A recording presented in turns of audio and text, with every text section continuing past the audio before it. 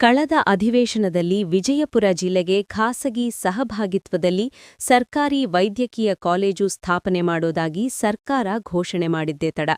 ವಿಜಯಪುರದಲ್ಲಿ ಸರ್ಕಾರಿ ವೈದ್ಯಕೀಯ ಕಾಲೇಜು ಸ್ಥಾಪನೆ ಮಾಡಬೇಕೆಂದು ಪಿಪಿಪಿ ಮೆಡಿಕಲ್ ಕಾಲೇಜು ಬೇಡ ಎಂದು ಸೆಪ್ಟೆಂಬರ್ 18ರಿಂದ ಹೋರಾಟ ಆರಂಭವಾಯಿತು. ಕಳೆದ 106 ದಿನಗಳಿಂದ ಸರ್ಕಾರಿ ವೈದ್ಯಕೀಯ ಕಾಲೇಜು ಸ್ಥಾಪನಾ ಹೋರಾಟ ಸಮಿತಿಯಿಂದ ಧರಣಿ ನಡೆಸುತ್ತಿದೆ. ಕಳೆದ 106 ದಿನಗಳಿಂದ ವಿವಿಧ ಹಂತದ ಹೋರಾಟ ನಡೆದಿದೆ. ಬೀದಿಗಿಳಿದು ಹೋರಾಟ, ಜಿಲ್ಲಾಧಿಕಾರಿಗಳಿಗೆ ಮನವಿ ಕೊಡುವುದರ ಮೂಲಕ ಹೋರಾಟ, ಪ್ರತಿ ತಾಲೂಕುಗಳಲ್ಲಿ ಹೋರಾಟ, ಕರಾಳ ದೀಪಾವಳಿ ಆಚರಣೆ, ಪತ್ರ ಚಳವಳಿ, ಕಪ್ಪುಬಟ್ಟೆ ಚಳವಳಿ, ರಂಗೋಲಿ ಚಳವಳಿ ಹೀಗೆ ವಿವಿಧ ಆಯಾಮಗಳಲ್ಲಿ ಹೋರಾಟ ಮಾಡಿದರೂ ಸರ್ಕಾರ ಎಚ್ಚೆತ್ತುಕೊಂಡಿಲ್ಲ.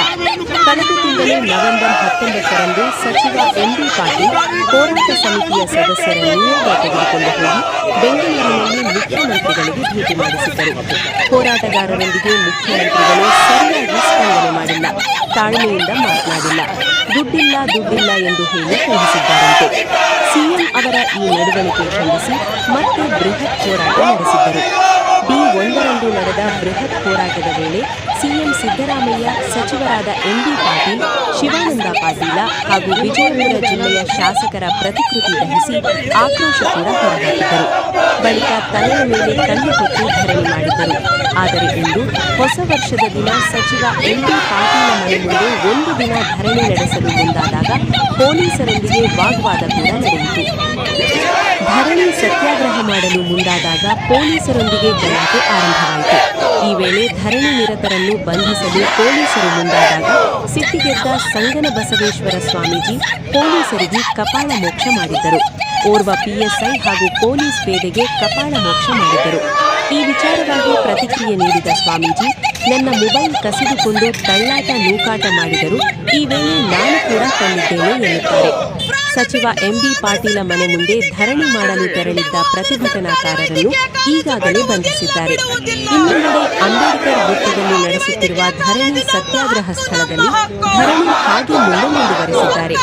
ಇನ್ನು ಇದೇ ಜನವರಿ 9ರಂದು ಸಿಎಂ ಸಿದ್ದರಾಮಯ್ಯ ವಿಜಯಪುರ ಜಿಲ್ಲೆಯಲ್ಲಿ ಹಲವು ಅಭಿವೃದ್ಧಿ ಕಾಮಗಾರಿಗೆ ಚಾಲನೆ ನೀಡಲು ಬರುತ್ತಿರುವ ಕಾರಣ ಅಂದು ನಾವು 100 ಸಂಖ್ಯೆಯ ಜನ ಸೇರಿ ಕಪ್ಪು ಭಾವುಟ ಪ್ರದರ್ಶನ ಮಾಡುತ್ತೇವೆ ಎಂದು ಸಹಿತ ಪ್ರತಿಭಟನಾ ನಿರತರು ಹೇಳುತ್ತಿದ್ದಾರೆ. ಇನ್ನು ಪಿಪಿಪಿ ವೈದ್ಯಕೀಯ ಕಾಲೇಜು ಸ್ಥಾಪನೆ ವಿರೋಧಿಸಿ ನಡೆಸುತ್ತಿರುವ ಹೋರಾಟ 106ನೇ ದಿನಕ್ಕೆ ಕಾಲಿಟ್ಟಿದೆ. ಈ ಹೋರಾಟ ಇನ್ನಷ್ಟು ತೀವ್ರ ಸ್ವರೂಪ ಪಡೆದುಕೊಳ್ಳುವ ಸಾಧ್ಯತೆಯಿದೆ. ಮುಂಬರುವ ದಿನಗಳಲ್ಲಿ ಸರ್ಕಾರ ಈ ಸಮಸ್ಯೆಗೆ ಹೇಗೆ ಸ್ಪಂದನೆ ನೀಡುತ್ತಾರೋ ಕಾದು ನೋಡೋಣ.